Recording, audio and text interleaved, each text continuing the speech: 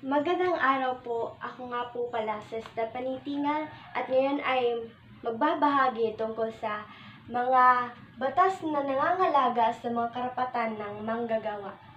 Isa sa pinakamabigat na suliranin ng mga manggagawang Pilipino, isang patakaran kung saan ang isang manggagawa ay nakatali sa kontrata na mayroon siyang trabaho sa loob ng 5 buwan lamang. Nagbunso nito ng kawalan ng seguridad sa trabaho at pagkait sa mga benepisyo. Ito ay dulot na rin ng pagbago-bagong pulisya sa pamahalaan ukol sa paggawa. Pagpayag sa mga kumpanya na gamitin ito bilang eksema sa pagtanggap ng mga empleyado at pag-abuso sa mga probisyon ng labor-only contracting. Ang labor-only contracting naman ay tinatawag na kontraktualisasyon ng paggawa.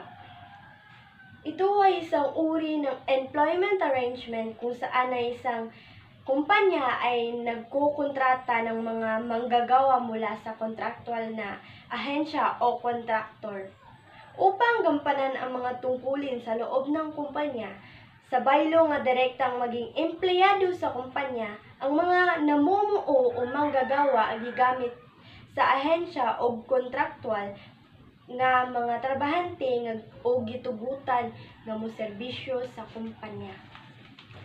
Maliban sa mga batas na nabanggit, ayon naman sa International Labor Organization o ILO, ang pinakamahalagang karapatan ng manggagawa ay una, ang mga manggagawa ay may karapatang sumali sa mga unyon ng malaya mula sa panghihimasok ng pamahalaan at tagapangasiwa. Ikalawa, ang mga manggagawa ay may karapatang makipagsundo bilang bahagi ng grupo sa halip na mag-isa. Dapat may karapatan talaga ang mga manggagawa na makipagsundo dahil ang pagkakaisa at kolektibong kilos ay nagbibigay ng mas malaking kapangyarihan at boses sa mga manggagawa. Ikatlo, bawal ang lahat ng mga anyo ng sapilitang trabaho, lalo na ang mapang-alipin na trabaho at trabaho pangkulungan. Dagdag pa rito, bawal ang trabaho bunga ng pamimilit o dores. Bawal talaga ang sapilitang trabaho, lalo na ang mapang-alipin o trabahong pangkulungan dahil labag ito sa mga pandaigdigang pamantayan sa karapatan ng pantao at mga batas sa paggawa. Ika-4, bawal ang mabibigat na anyo ng trabahong pangkabataan. Ika-5, bawal ang lahat ng mga anyo ng diskriminasyon sa trabaho. Pantay na sweldo para sa parehong trabaho. Pantay na sweldo sa parehong trabaho ay mahalaga upang itaguyod ang prinsipyo ng pantay na oportunidad at pagkakapantay-pantay sa paggawa. Ika-6, ang mga kalagayan ng pagtatrabaho ay dapat walang panganib, ligtas sa mga manggagawa, pati kapaligiran at oras ng pagtatrabaho ay dapat walang panganib at ligtas.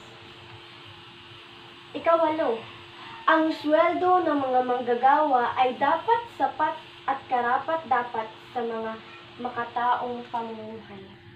Mahalaga talaga na sapat at karapat-dapat ang sweldo sa mga manggagawa dahil para matugunan ang kanilang pangangailangan tulad na lang ng pagkain, damit, tirahan, at iba pang pangangailangan sa pang-araw-araw.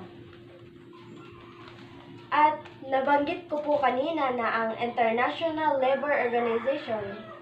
Kung tatanungin niyo po ako kung ano ang International Organization, ito ay isang espesyaladong ahensya ng United Nations na tinatag noong 1919. At binubuo naman ito ng mga kinatawan mula sa gobyerno, mga employer at mga manggagawa. Ang organisasyon ay naglalayong maglunsod ng international ng pamantayan para sa mga karapatan sa trabaho, paggawa, seguridad, at kalusugan sa trabaho, proteksyon sa mga manggagawa, at iba pang mga isyong pangmanggagawa. Binibigyan ng ILO o International Labor Organization ng pagkakataon ang mga kinatawan ng mga manggagawa at mga employer na magkaroon boses at makipag-ugnay sa mga pamahalaan. At dito lang po nagtatapos ang aking ulat. Salamat at maraming salamat.